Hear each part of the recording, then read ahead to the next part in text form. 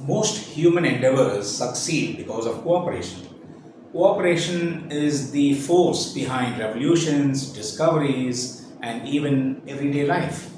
It is cooperation that helps us to rise above our own limitations. But despite this, most of the world, they love their lone genius and their celebrity star, even though history proves again and again that it's only when people come together that they truly shine.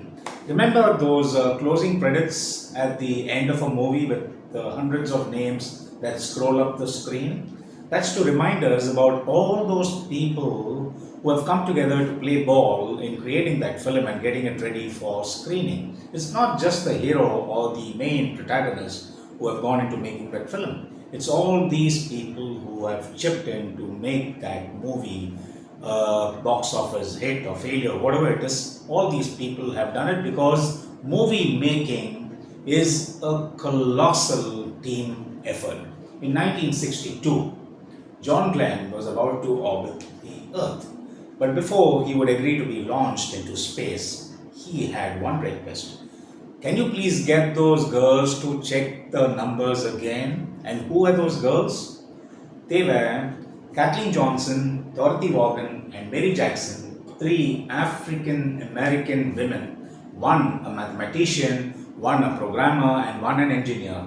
They formed a core team, one amongst all those thousand other NASA employees who together combined to put John Glenn into space to orbit the Earth three times before landing back safely.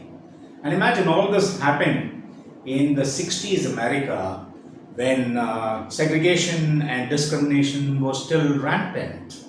You know, when humans cooperate, great things get done.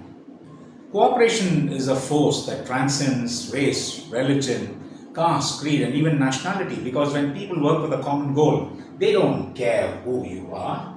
They care about what you bring to the table.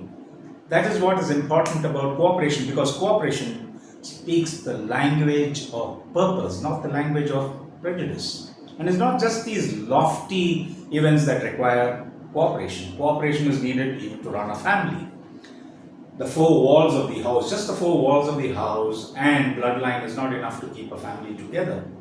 The family that cooperates stays together. Let's take dinner time, for example. If mom cooks and dad refuses to cut vegetables and children behave as if carrying their own plates might crack their bones, then dinner might never get served.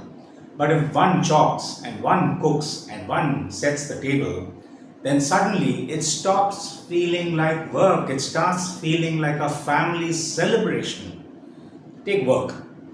Workplaces are like orchestras. Now, if everybody wants to play their own tune, then there won't be music, there will only be noise. You will need cooperation to turn that noise into harmony.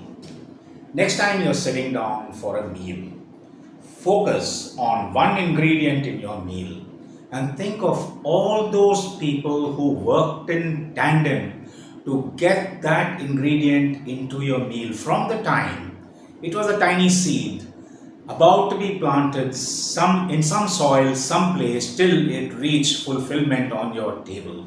Think of the number of people involved and their effort, and you will be stunned. It's quite simple, really. Either we all cooperate, or we will all be stuck in the same traffic jam, honking at each other, going nowhere. So let's do it together.